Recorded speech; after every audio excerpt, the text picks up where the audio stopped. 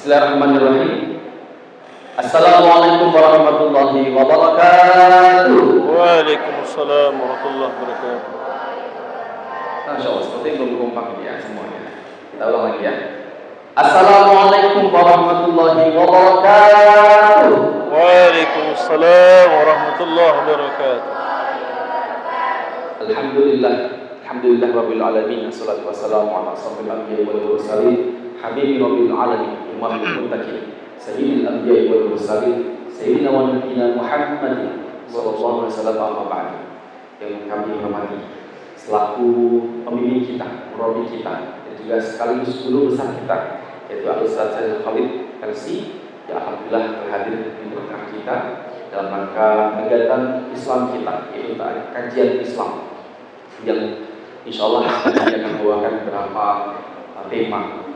Dan insya Allah alhamdulillah hari ini kita akan mencoba gitu ya, dengan tema-tema baru yang kemungkinan akan terjadi, yaitu tema yang akan kita bahas, akhir tahun dan sikap seorang muslim terhadapnya.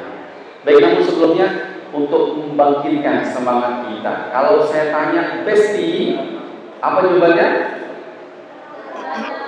Ya, jawabannya kita komparkan, Allah selalu di hati. Masya Allah. Ya, kita komparkan gitu ya. Besti, Allah selalu di hati. Bagaimana gerakannya? Allah selalu di hati. Masya Allah. Baik, kita komparkan kembali. Besti, Allah selalu di hati. Masya Allah. Baik, kita coba sapa dulu nih tamu kehormatan sekaligus guru bersama ini, yaitu Al-Ustaz Syaril Khalid yang jauh-jauh datang dari negeri seberang, yaitu Cikarang gitu. Bagaimana Ustaz, apa kabarnya? Assalamualaikum. Waalaikumsalam warahmatullahi wabarakatuh. Dari Ustaz apa ini mungkin? Oh iya, lupa. Waalaikumsalam warahmatullahi wabarakatuh. Kaifa hal Ustaz? Alhamdulillah khair. Alhamdulillah khair Ustaz. Ya. Selama perjalanan Ustaz, bagaimana Ustaz? Alhamdulillah, insyaallah lancar. Ustaz, ya, lancar insyaallah. Biasa jam-jam seperti itu juga kadang macet tak terduga. Ya, betul. Agak ramai saja tapi lancar. Betul, lebih lancar insyaallah. Baik Ustaz, hari ini kita akan mencoba mengangkat tema yang baru, yaitu akhir tahun dan sikap seorang muslim terhadapnya. Terkadang dan mungkin juga sudah biasa Ustaz. Mungkin teman-teman juga sama ya, ketika menghadapi di akhir bulan Desember dan juga tahun baru Natal gitu ya, itu terkadang bagaimana sih kita ini seorang muslim cara menyikapinya? Apakah boleh gitu ya, boleh untuk memberikan selamat kepada teman-teman kita yang non muslim gitu ya, atau mungkin sahabat tetangga kita, bahkan mungkin saudara kita gitu ya, karena ada juga yang non muslim. Baik, untuk menyingkat waktu sama-sama untuk kita menambah keberkahan diri, kita semuanya membaca basmalah. Bismillahirrahmanirrahim. Baik, langsung saja kita akan sama-sama menyimak pertanyaan pertama yang langsung akan disampaikan oleh teman kita nanti. Untuk itu mari kita saksikan. Pertanyaan pertama, silakan.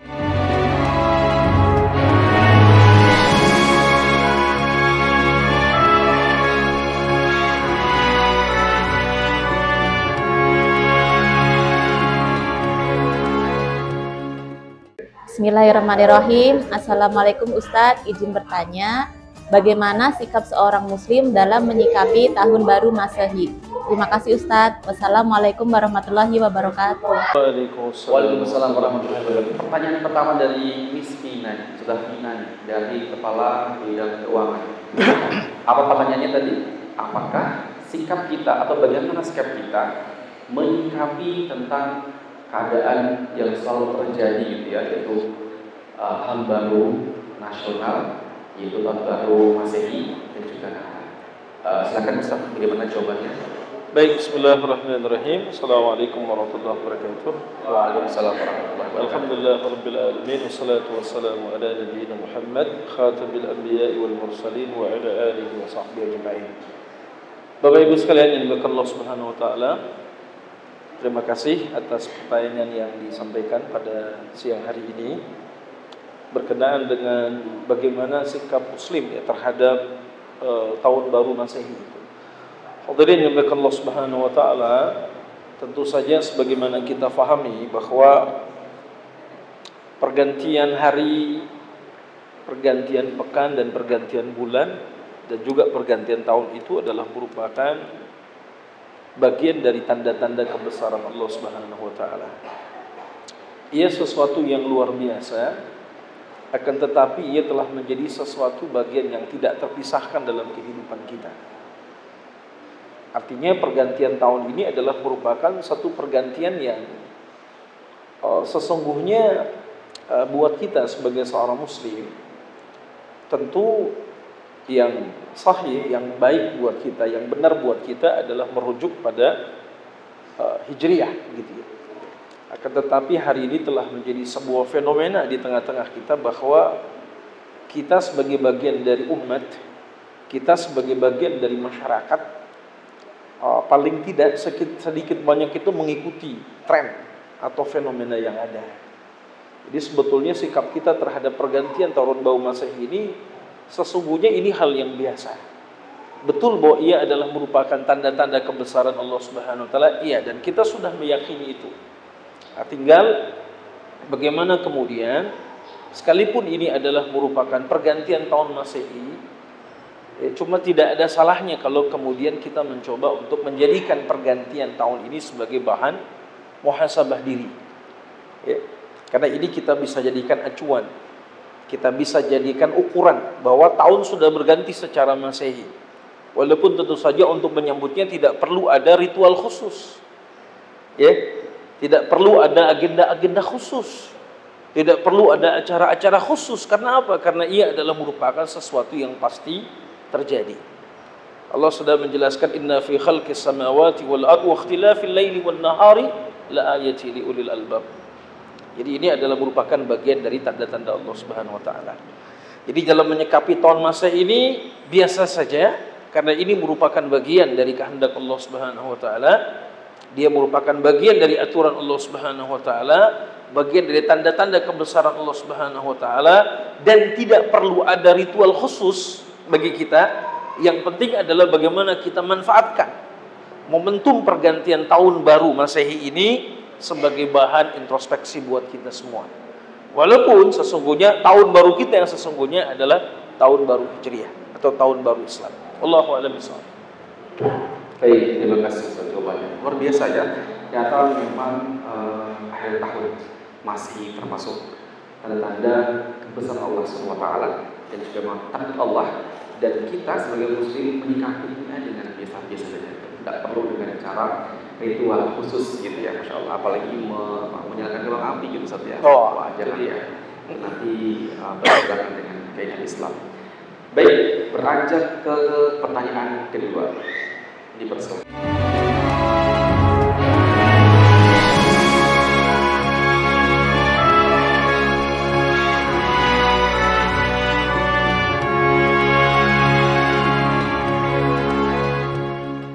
Bismillahirrahmanirrahim. Assalamualaikum warahmatullahi wabarakatuh.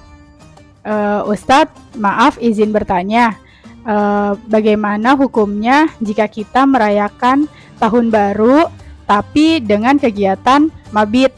Terima kasih Ustadz. Wassalamualaikum warahmatullahi wabarakatuh. Waalaikumsalam warahmatullahi wabarakatuh. Pertanyaannya juga sangat menarik Ustaz. Yang kedua ini, pertanyaan adalah bagaimana jika mengisi dengan kegiatan Islami dalam rangka menyambut tahun baru Masehi. Bagaimana Ustaz pendapat? Baik, terima kasih atas pertanyaannya. Jadi memang kalau kita melakukan aktivitas seperti mabit dalam rangka menyambut datangnya tahun baru, itu sebetulnya adalah merupakan perkara atau persoalan yang tidak pernah ada contohnya dari Rasulullah SAW. Okay. Jadi artinya perkara ini bisa termasuk dalam kategori perkara yang bid'ah, yang mengada-ngada gitu ya. Kenapa? Sebab tidak ada contohnya, tidak ada sunnahnya dari Rasulullah SAW, dan juga para sahabat radhiyallahu anhum ajma'in. Ini secara umum ya, ketika kita kaitkan dengan apa yang telah dicontohkan oleh Rasul dan para sahabat. Cuma persoalannya adalah hari ini kita bukan jangan sampai hanya bicara tentang persoalan bid'ah atau tidak bid'ahnya. Tapi persoalan hari ini bahwa kalaulah kita biarkan tahun baru ini tidak kita adakan, tidak kita agendakan dengan hal-hal yang positif, maka boleh jadi kegiatan-kegiatan yang ada itu akan menjadi kegiatan-kegiatan yang menyimpang, kegiatan-kegiatan yang bermaksiat kepada Allah Subhanahu wa taala. Oleh karena itu, untuk mengimbangi hal ini gitu ya, untuk mengimbangi kegiatan-kegiatan yang negatif atau kegiatan-kegiatan yang memiliki dampak negatif yang bisa merusak seseorang, komunitas, bahkan masyarakat, kegiatan yang menampilkan hura-hura, maka kemudian dipilihlah ya, kegiatan yang bisa menjadi alternatif dari kegiatan-kegiatan yang selama ini ada. Apa itu diantaranya? Kajian keagamaan. Apa itu diantaranya? Adalah mabit. Dan saya berharap mudah-mudahan kegiatan kajian keagamaan dan kegiatan mabit yang diadakan oleh teman-teman, mudah-mudahan dalam konteks ya, dalam konteks bagaimana untuk menyelamatkan sebagian besar umat ya, terutama kalangan mudanya, daripada mereka bermaksiat kepada Allah Subhanahu wa taala, maka sebaiknya diadakan kegiatan yang positif, kegiatan keagamaan. Jadi saya kira terkait dengan mabit itu adalah bagaimana kita memanfaatkan momentum, gitu ya. Nah, jadi mudah-mudahan hukumnya tidak menjadi bid'ah, gitu ya. Hukumnya tidak menjadi haram. Kenapa? Karena betul memang Rasulullah SAW tidak mengadakannya. Akan tetapi kalau dipandang dari sisi maslahat, dari sisi positif, kegiatan ini banyak memberikan manfaat bagi kalangan kaum muda Islam atau bagi kalangan lainnya. Ya, masa sih kalau ada kegiatan yang positif gitu ya, kegiatan yang baik, maka kemudian kegiatan ini diharamkan begitu saja? Kan tentu tidak. Ya, jadi artinya mudah-mudahan kegiatan mabit ini ya memang tidak ada dicontohkan secara khusus oleh Rasulullah SAW dan para sahabat, tapi saya berharap mudah-mudahan dia tetap menjadi kebaikan bagi kita semua. Sebab untuk saat ini memang kita perlu mencari kegiatan alternatif yang bisa menandingi. Sebab kalau anak-anak muda, kalangan kaum muda ini tidak diberikan kegiatan seperti mabit atau kajian-kajian keagamaan lainnya, persis di malam tahun baru, biasanya mereka akan iseng. Akhirnya apa? Mereka hura-hura. Nah, kecuali memang kondisi keislaman, iklim keislaman kita sudah baik. Jadi ada kajian, nggak ada kajian, ada mabit, nggak ada mabit, orang nggak peduli dengan tahun baru. Pokoknya kita tidur dari mulai ba'da isya, bangun sebelum subuh. Berarti kita tidur selama 1 tahun lamanya. Gitu kan? Tapi hari ini kan tidak demikian. Orang masih iseng, orang masih kepengen ya, melakukan hal-hal yang anfaedah di malam tahun baru. Mudah-mudahan guru-guru di sini nggak ada yang nyempet-nyempetin beli trompet gitu ya. Nah, mudah-mudahan tidak. Ya waliyazubillah. Ya. Nah, jadi ini bagaimana status hukumnya, Ustaz? Saya tidak bisa pastikan keharamannya, tapi yang jelas dia perkara yang tidak ada di masa Nabi SAW. Akan tetapi dari sisi kemanfaatannya, memanfaatkan momentum untuk mengajak orang kepada kebaikan, mudah-mudahan acara ini punya nilai yang besar di sisi Allah Subhanahu wa taala, dan siapapun yang melaksanakan dan siapapun yang mengadakannya ya, mudah-mudahan mereka mendapatkan pahala dari Allah Subhanahu wa taala. Akan tetapi yang perlu difahami, ini bukan ritual yang khusus. Jadi artinya begini, ketika kita tahun ini mengadakan, tahun depan tidak mengadakan, tidak ada masalah. Jadi dia bukan menjadi sebuah keharusan. Wah, kudu nih kita harus bikin mabit, tidak, gitu ya. Jadi biasa saja, gitu ya. Artinya kita bisa selenggarakan mabit pada waktu-waktu atau pada tanggal-tanggalnya, tidak mesti tahun baru. Mudah-mudahan iklim keagamaan di Indonesia semakin baik dari waktu ke waktu, sehingga kita nggak perlu amat gitu ya, memanfaatkan waktu tahun baru Islam untuk ujuk-ujuk mengadakan mabit. Tapi bisa kita lakukan pada bulan-bulan lainnya atau di pekan-pekan atau di hari-hari lainnya. Wallahu a'lam bishawab. Baik, Ustaz, jawabannya. Terima kasih banyak. Namun memang kita lihat secara langsung banyak di daerah kawasan-kawasan, khususnya di pinggir jalan, sekarang banyak kafe-kafe, tongkrongan. Itu setiap malam saja sudah banyak dipenuhi. Apalagi baris masjid gitu ya, Ustaz. Pasti dan tentunya kita sepertinya perlu Ustaz mengadakan acara atau merangkul mereka dengan pikiran yang positif. Itu artinya tidak apa-apa gitu Ustaz ya, insyaallah. Baik, mudah-mudahan ini termasuk kalau dulu sebagian ulama itu membagi bid'ah kan menjadi dua, bid'ah hasanah dan bid'ah dhalalah atau bid'ah sayyi'ah gitu ya. Jadi mudah-mudahan ini menjadi bid'ah yang hasanah. Sebab di malam tahun baru nongkrong di kafe, dengerin musik itu jauh lebih bid'ah ketimbang kita mabit di masjid, baca Quran dan mendengarkan pengajian gitu ya. Nah, jadi saya kira itu ya. Allahu a'lam bishawab. Baik, Ustaz. Baik, itu tadi jawaban dari salah satu pertanyaan teman kita, saudara kita, sudah terjawab oleh Ustaz Syahrijal gitu ya. Sepertinya belum kelihatan orangnya tadi bertanya. Tidak ada ya. Baik, kita akan lanjutkan di pertanyaan berikutnya, pertanyaan ketiga.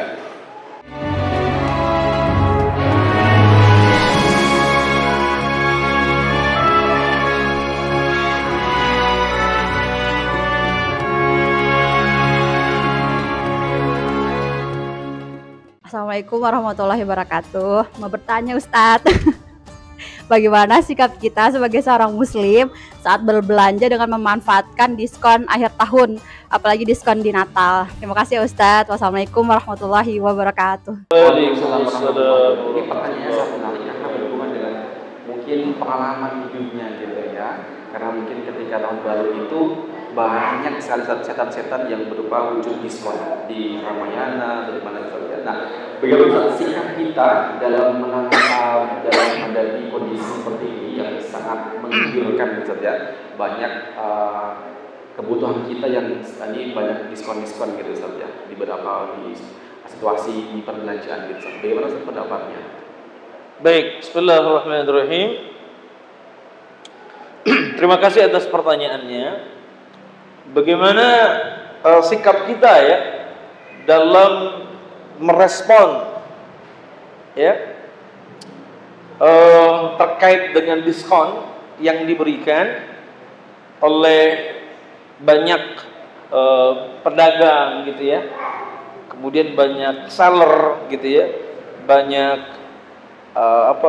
mall gitu ya yang memberikan diskon terkait dengan perayaan ya agama tertentu dan juga tahun baru. Bapak Ibu yang dimuliakan Allah Subhanahu wa taala, saya juga mau cari diskon. Ya. Jadi sebetulnya diskon terkait dengan perayaan tahun baru atau perayaan tahun baru dan juga perayaan agama satu kaum itu sebetulnya boleh-boleh saja. Ya, untuk kita manfaatkan. Apalagi persoalannya dia mau pakai perayaan tahun baru mau enggak, kita juga tanda petik pasti akan beli. Sebab apa? Sebab yang kita beli itu adalah merupakan sesuatu yang menjadi kebutuhan kita, keperluan kita. Ya. Jadi terlepas kemudian ini perayaan agama, saya kira ini tidak ada masalah. Selama yang kita beli adalah bukan hal-hal yang mengagungkan, yang mensyiarkan agama mereka. Apa iya diskon ya perayaan Natal dan Tahun Baru teman-teman mau beli topi Santa Claus? Kan nggak mungkin. Ya, pasti teman-teman kan mau belinya mungkin beras, sembako, pakaian ya, yang biasa kita pakai, memang kita membutuhkan. Boleh jadi di perayaan mereka tahun ini ada diskon terkait dengan gamis yang biasa kita pakai, mungkin baju koko ya. Jadi selama itu menjadi kebutuhan kita, menjadi hal-hal yang biasa kita pakai, tidak ada masalah ya. Bahkan seorang ulama Saudi, Syekh Shalih Al-Munajjid rahimahullah mengatakan hukumnya boleh ya, sebab kan kalau dalam kaidah itu kan dikatakan al-aslu fil ibadah haramun ya. hatta yaqumu dalilu ala. Kemudian al-aslu fil muamalah ibahah. Jadi hukum asal dari muamalah termasuk dalam hal ini jual beli itu boleh. Selama ada dalil yang boleh, selama belum ada dalil yang melarangnya, begitu ya. Jadi apa yang melarangnya? Oh, dia karena terkait dengan perayaan satu keagamaan. Iya, silahkan. Tapi produk yang kita belikan bukan produk yang membantu syiar mereka. Gitu kan? Kita nggak beli topi Santa Claus kok. Saya nggak beli lilin kok. Saya nggak beli apa misalnya? Petasan kok, mercon kok. Nah, ini barangkali yang beli petasan, yang beli mercon diskon, nah ini bisa jadi haram. Ada di mall situ diskon petasan besar-besaran. Enggak lah ya. Nah, itu barangkali ya. Makanya ulama juga sekalipun membolehkan memberikan syarat ya. Yang pertama, bahwa barang yang dijual belikan bukan barang, bukan produk yang mengagungkan atau mensyiarkan agama tersebut. Gitu, itu syarat yang pertama. Ya. Yang kedua, bahwa barang yang dijual belikan itu adalah barang yang kemudian mendukung, menyokong kegiatan-kegiatan keagamaan mereka. Tadi seperti petasan, mercon, ya, topi Santa Claus, apalagi trompet, gitu kan? Apalagi ya? Tapi kalau yang bus-bus itu yang sekarang ditungguin anak-anak di videoin, bukan tuh ya. Saya baru kali ini juga udah sebulan terakhir ngeliat anak-anak di pinggir jalan tol tuh pada turun. Telolet, Ustaz. Ya, pada ini videoin bus-bus telolet gitu ya. Ya, saya bingung aja karena anak saya kok nggak melakukan itu gitu ya. Tapi anak lain ramai gitu kan. Jadi itu ya saya kira ya. Jadi gimana Ustaz? Boleh. Dan rencananya mungkin kalau ada rezeki saya cari diskon juga. Ya, jadi bukan cuma antum dan antuna sekalian. Tinggal saya cek keperluan saya apa nih, ya. Yang kira-kira saya perlu, kebutuhan saya ya. Apakah saya perlu pakaian, saya perlu celana, atau keperluan kebutuhan lainnya. Dan itu kalau diskon, saya kira bukan antum dan antuna sekalian saja yang mau, saya juga mau gitu ya. Jadi hukumnya gimana Ustaz? Hukumnya boleh. Selama dua tadi ya, tidak memperjualbelikan, bisa jadi jual, bisa jadi beli, ya, barang-barang yang bisa mengagungkan syiar agama mereka, dan juga yang kedua terkait dengan menyokong kegiatan-kegiatan keagamaan mereka. Ya, saya kira itu. Wallahu a'lam bishawab. Baik, masya Allah, luar biasa pertanyaan dan juga luar biasa jawaban ya. Jawabannya insya Allah boleh. Dan dengan dua persyaratan tadi gitu saja. Kecuali memang yang penting ada uangnya gitu saja buat beli. Itu ada uangnya. Jangan sampai single teman pinjam 100. Iya. Ya, karena Matahari juga udah mulai SMS ini. Oh gitu, masya Allah. Matahari ya udah mulai. Kepada Bapak Syahrizal gitu ya, sudah mulai. Ya. Itu cara marketing saja. Itu dia. Ya. Baik, sahabat dan rekan-rekan Besti, kita akan lanjutkan pertanyaan berikutnya. Silakan.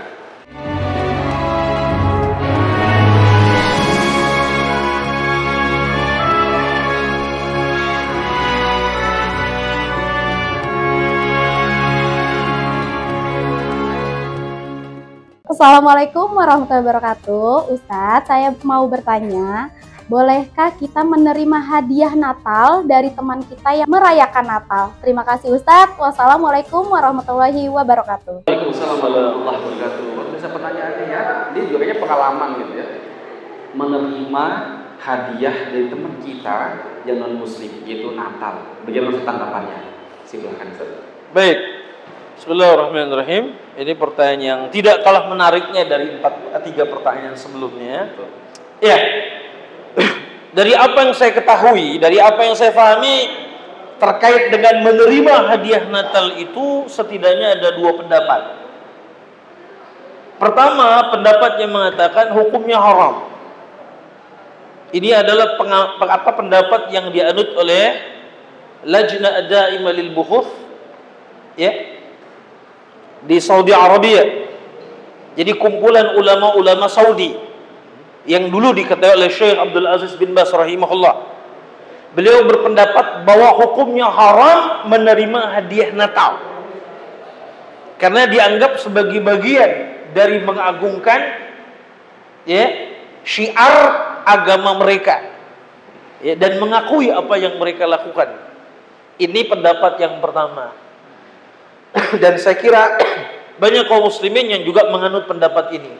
Jadi haram, tidak boleh menerima gitu ya, hadiah Natal. Kenapa? Karena mereka juga berpendapat sebetulnya boleh jadi mereka mau undang kita Natalan. Ini kata pendapat mereka nih, para ulama-ulama ini. Tapi karena rasanya tidak mungkin, akhirnya apa? Mereka kecilkan itu dalam bentuk memberikan hadiah. Kira-kira begitu bahasanya. Jadi ini tidak boleh dianggap seperti mengakui hari keagamaan mereka. Padahal ini adalah merupakan kekafiran. Ini pendapat yang pertama.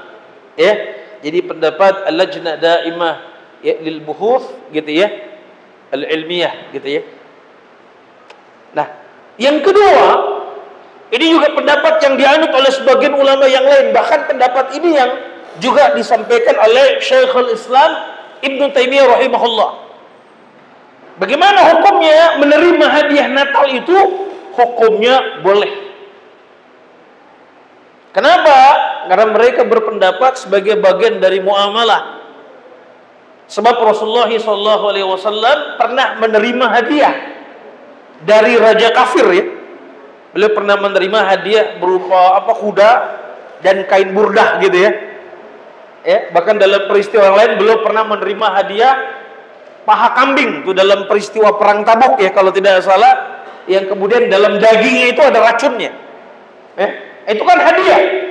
Yang ngasih siapa? Perempuan kafir. Kemudian juga adanya dalil Ummul Mukminin Aisyah radhiyallahu anha pernah ditanya, wahai Ummul Mukminin, anak kami disusui oleh, mohon maaf, wanita Majusi. Ya, atau terbalik ceritanya.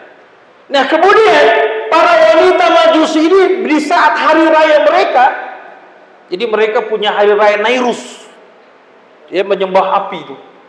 Nah, di saat hari raya itu mereka memberikan makanan kepada kami. Apa kata Ummul Mukminin? Kalau bentuknya makanan jangan dimakan, tapi yang lain boleh. Karena kan kita nggak tahu ya, karena sembelihan orang-orang musyrik. Artinya beberapa dalil ini, dan saya kira banyak dalil lainnya, ini memberikan penegasan. Kemudian Syekhul Islam Ibnu Taimiyah dan beberapa ulama lainnya mengatakan boleh menerima hadiah itu, tapi tanpa harus mengucapkan selamatnya. Kasih hadiah, ya terima kasih, dan gitu saja. Ini pendapat yang kedua gitu ya. Kenapa? Karena ini juga dalam persoalan muamalah. Dan kemudian ada ayat yang digunakan berlaku adillah. Jadi jangan sampai kebencian kamu, ketidaksukaan kamu terhadap satu kaum membuat kamu tidak berlaku adil terhadap mereka. Nah, jadi dari dua pendapat yang saya pahami, yang saya sampaikan pada kesempatan ini, tinggal kemudian mana yang akan kita pilih. Satu pendapat yang mengatakan haram, dan jelas ulama-ulama yang kemudian mengatakannya, yang berfatwa tentang itu. Nah, sebagainya yang lain tidak. Bahkan ini diperkuat oleh seorang ulama besar, Syekhul Islam Ibnu Taimiyah. Ini juga ulama besar di zamannya kan.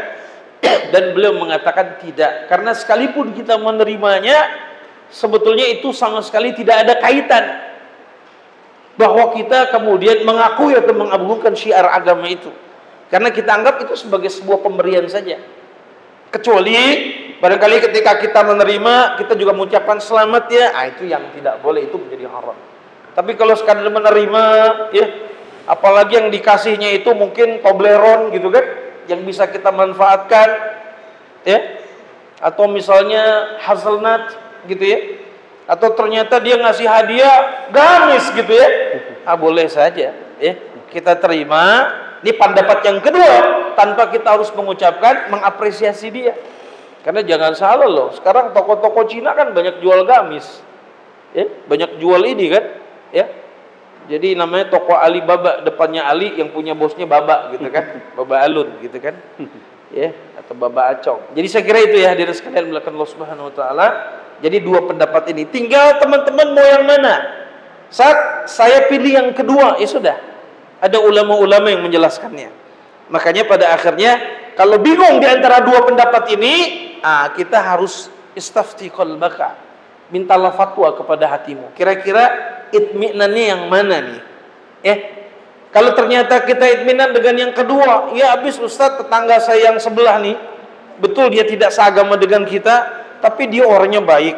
Dia nggak pernah makan babi, dia nggak pernah makan anjing, bahkan anak-anaknya juga Masya Allah. Kadang-kadang ada 1-2 orang pada ikut ngaji. Saya doakan mudah-mudahan dia masuk Islam. Dan kehidupannya bersih, baik. Dia juga pegawai yang ini. Lalu dia ngasih hadiah. Dan hadiahnya ternyata bukan makanan. Atau makanan. Tapi makanan yang sudah kita ketahui kehalalannya. Dan bebas, tidak pro-Zionis. Apa misalnya hoka-hoka bento. Paket premium dikirim ke rumah sebagai hadiah di malam itu, ya udah terima aja, tapi tidak usah mengucapkan selamat atau apa, ya ucapkan aja terima kasih, arigatou gozaimasu gitu kan, atau bahasa yang lain ya, sarara thank you gitu kan, dan lain sebagainya. Sudah, nggak perlu. Ya kenapa Anda sudah saya kasih? Nggak mungkin juga dia nanya, Anda kamu ucapkan? Nggak, mohon maaf, dalam agama saya tidak boleh. Tapi kalau Anda kasih, ya kasih aja. Dulu juga Nabi pernah terima hadiah. Walaupun memang momennya tidak harus momen terkait dengan perayaan agama mereka. Saya kira ini hadirin sekalian melakukan Allah Subhanahu wa taala, tinggal mana teman-teman yang nyaman. Saya dikasih kue Ustaz, kuenya kue apa? Kue bakery, harga 100 ribuan. Terus saya tolak Ustaz, kan pendapat yang pertama haram. Iya. Terus tapi tahun ini saya nggak bisa nolak Ustaz. Kenapa? Karena hadiahnya mobil. Nah, dia pakai yang kedua, pendapat yang kedua. Hadiahnya mobil, Ustaz. Mobil Avanza seri terbaru. Ada kali yang begitu ya, luar biasa. Kalau ada mungkin banyak yang nggak nolak. Saya kira itu ya. Wallahu a'lam bishawab. Baik Ustaz, terima kasih atas jawabannya. Jadi insyaallah intinya banyak pendapat, ulama berpendapat juga haram dan juga pendapat ulama yang lain bisa membolehkan, gitu ya. Baik Ustaz, satu lagi sepertinya ada yang merevisi. Bagaimana Ustaz kalau kita mengucapkan selamat gitu kepada non muslim yang sudah diketahui banyak beredar gitu ya di tahun yang lalu, ada beberapa ulama atau ulama Indonesia yang mengucapkan selamat kepada non muslim. Bagaimana Ustaz nanti jika terjadi gitu Ustaz di antara kita? Mengucapkan selamat kepada non muslim. Atau sahabat. Nah, ini pertanyaan yang kurang lebih hukumnya perbedaan pendapatnya sama seperti pertanyaan sebelumnya. Ada banyak ulama yang kemudian mengharamkan mengucapkan selamat. Karena mengakui apa yang menjadi ritual mereka. Apa yang menjadi kultus mereka, apa yang menjadi keyakinan agama mereka. Ini tidak boleh. Ini pendapat yang pertama. Makanya sampai-sampai Buya Hamka rahimahullah pada tahun 1980 kalau tidak salah, beliau tetap sampai akhir hayatnya haram hukumnya mengucapkan selamat Natal sampai beliau meninggal. Dan beliau diminta meralat fatwanya, tidak mau sampai akhir hidupnya. Dan saya kira ini banyak ulama. Tapi ada pendapat yang kedua, bagaimana? Ini terkait dengan ketika kita berada di sebuah negara yang minoritas. Nah, ini ada fatwanya ini. Kita kan bisa ngomong begini karena kita tinggal di Indonesia. Mayoritas kaum muslimin. Sekarang gimana? Kalau akhwat di sini ada yang tinggal di London, tinggal di New Zealand misalnya, nemenin suami tugas di sana. Saya nggak tahu ada yang ngaminin nggak nih, gitu ya. Atau keluar negeri lah, ke Jepang. Tapi enggak, Jepang sekarang sudah luar biasa, islamisasinya sudah luar biasa. Tapi sebelum berangkat ke sini saya lihat video tentang islamisasi di Jepang. Sekarang orang-orang Jepang tuh belajar Islam. Saya lihat tadi video beberapa orang Jepang bersyahadat. Sekarang banyak sekali wakaf-wakaf Quran. Makanya bagus juga kalau ada ustadz yang bisa bahasa Jepang berangkat ke Jepang dakwah di sana. Tapi bukan cuma sekedar genki desu ka, genki desu, bukan cuma gitu ya. Baik. Nah, jadi itu kan. Nah, bagaimana? Sehingga ada sebagian yang berpendapat boleh. Karena dalam posisi minoritas. Dan bukan hanya dalam posisi minoritas. Sementara apa? Ketika dia mengucapkannya itu, dia berkeyakinan bahwa dia bukan mengakui penyimpangan yang dilakukan oleh agama ini, ya, agama ini, ya. Jadi kita rekamannya terbatas kan ya, rekamannya terbatas kan ya, hanya untuk komunitas tertentu kan, ya. Tapi dianggap bagaimana seorang muslim ini mengakui bahwa itu adalah merupakan kelahiran, peringatan kelahiran seorang nabi yang bernama Isa alaihi salam. Sehingga apa? Ada pendapat yang membolehkan itu, ya. Makanya beberapa ulama lah, saya tidak sebutkan namanya gitu ya, tapi ada beberapa mereka yang kemudian membolehkan, tapi mayoritas dan kebanyakan tidak, ya. Dan bagaimana kalau pendapat saya, di mana secara pribadi saya pilih pendapat yang pertama. Saya tidak akan mau mengucapkan itu, karena saya juga berada dalam di negeri yang mayoritas umat Islam. Saya tidak akan menyampaikan dan saya tidak akan menjawab ucapan itu. Ini kalau pendapat saya, ya. Tapi kalau berada di negeri-negeri minoritas, saya tidak tahu, silahkan. Tapi saat ini alhamdulillah saya tidak berada dalam posisi yang minoritas. Jadi saya katakan, saya mengambil azimah. Saya mengambil apa?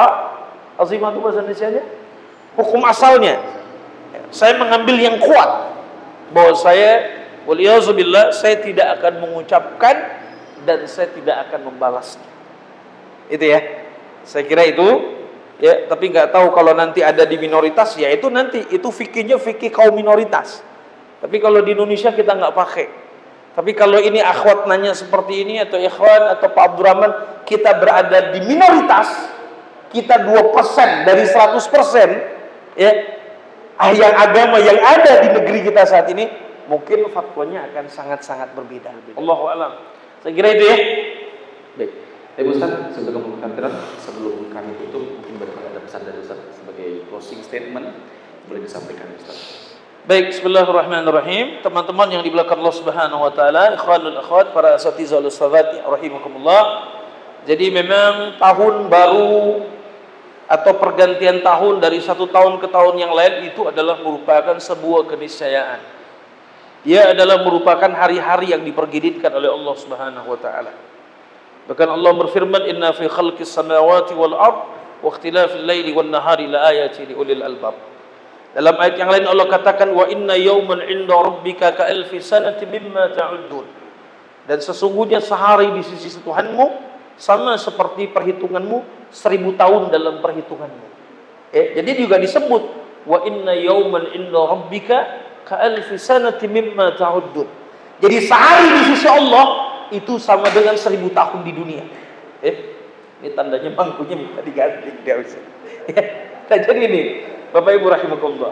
Artinya apa? Dia satu hal yang biasa, ya. Begitu kan? Dan yang menjadi tidak biasa buat kita adalah bagaimana kita memaknainya. Hari-hari ini berlalu dalam kehidupan kita, hari berganti hari, pekan berganti pekan, bulan berganti bulan, tahun berganti tahun. Yang tidak biasa itu adalah bagaimana kita mengisinya. Buat saya ini merupakan tanda dari Allah Subhanahu wa taala. Dan kita sudah yakini itu. Dan buat saya tidak terlalu penting bagaimana cara kita memperingatinya. Tapi bagi saya yang sangat penting itu adalah bagaimana kita mengisinya. Ya. Jadi tidak pada peringatannya, tapi bagaimana kita mengisinya. Kalau di tahun-tahun sebelumnya, di tahun-tahun ini kita mengisinya dengan cara-cara yang tidak baik, dengan banyak bermaksiat kepada Allah Subhanahu wa taala, dengan banyak lalai, ya, dengan banyak mengerjakan hal-hal yang tidak bermanfaat, hal-hal yang anfaedah, maka sikapilah tahun-tahun berikutnya dengan cara-cara yang terbaik. Lakukan hal-hal yang bermanfaat, lakukan hal-hal yang memberikan faedah, lakukan hal-hal yang memberikan manfaat bagi kehidupan dunia dan akhirat kita. Saya kira ini cara yang lebih baik bagaimana kita menyikapi pergantian akhir dari sebuah tahun dan awal sebuah tahun. Sebab apa hadirin sekalian belakang Allah Subhanahu wa taala? Pergantian tahun ini juga menandakan, ya, siapa yang akan lebih hebat dari yang lain. Siapa akan lebih bermanfaat dari yang lain? Siapa yang akan lebih beruntung, lebih baik dari yang lain? Makanya Allah sampaikan dalam Al-Quran, wa tilkal ayyamu nudawiluha bainan nas. Dan kami pergilirkan hari-hari itu di antara manusia. Ada yang hari ini masih belum selesai S1-nya, tapi tahun depan sudah selesai. Nah, itulah yang akan lebih berkesan. Tahun depan S1 saya selesai. Ada yang tahun ini S2-nya belum selesai, tapi tahun depan insya Allah selesai. Ya, tahun itu yang terbaik buat kita. Tahun 2024 S2 saya selesai. Ada yang S3-nya belum selesai saat ini, tapi tahun depan insya Allah akan selesai. Ya, sidang, kemudian selesai. Ya, disertasinya sidang dan kemudian dikukuhkan sebagai doktor. Gitu. Jadi sekali lagi bukan pada peringatan peristiwanya, tapi bagaimana kemampuan kita untuk mengisi hari-hari dalam kehidupan kita lebih baik dari waktu ke waktu. Makanya hari ini banyak orang membuat resolusi 2024. Memang resolusi ini sesuatu yang saya kira kata-kata baru ya, dalam perbendaharaan kita. Dulu waktu kecil sampai remaja saya tidak pernah membuat resolusi. Tapi hari ini orang membuat resolusi. Apa yang akan mereka lakukan di tahun 2024. Dan saya kira ini tidak ada masalah. Sekalipun ini istilah baru, tapi yakinlah ini merupakan bagian dari sebuah perencanaan. Ayatnya ada kan? Ya ayyuhalladzina amanu taqullaha wal tanzur nafsum ma qaddamat lighad wattaqullaha innallaha khabirum bima ta'malun. Wahai orang-orang beriman, ya ayyuhalladzina amanu taqullaha, bertakwalah kepada Allah, wal tanzur nafsum ma qaddamat lighad, dan perhatikanlah apa yang akan kau persiapkan pada dirimu untuk menghadapi masa yang akan datang. Nah, jadi apa nih planning kita? Maka resolusi kan bagian dari perencanaan. Resolusi saya tahun 2024 berat dari 85 kilo jadi 65 kilo. Nah, itu kan resolusi.